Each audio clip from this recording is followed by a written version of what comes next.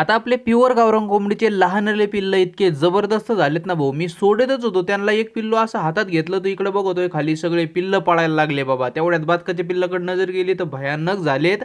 आता आहे ना थंडी सुटायला लागली, त्याच्यामुळे आहे ना मला थोडं औषध द्यायचं आहे बरं का त्यांना. तर रामकृष्ण हरी मंडळी, आता मी औषधच तयार करीत होतो त्याच्या आधी आहे ना 1-2 तास पिल्लं आहे ना थोडे तहानवले बरं का. त्यांना पाणीच ठेवलं नव्हतं. मग पाणी घेतलं मस्तपैकी, त्यात ब्रोटॉन टाकलं आणि ओरलची ती पावडर आहे ना तिच्यात पाणी गेलं होतं बाबा, तिचं लिक्विड झालं होतं. त्याचे 2 बुंदे टाकले मी त्यात, मिक्स करून घेतलं मस्तपैकी पिल्लांना दिलं. पिल्लं पण इतके तुटून पडले होते पाण्यावर. आता सगळ्यांनी पाणी पिलंय बरं का मस्तपैकी. म्हणजे निरीक्षण करायचं, आपण ठेवलं ना पाणी तर निरीक्षण करायचं कोण पितंय कोण नाही. म्हणजे नंतर त्याला इंजेक्शनने पाजता येतं आपल्याला.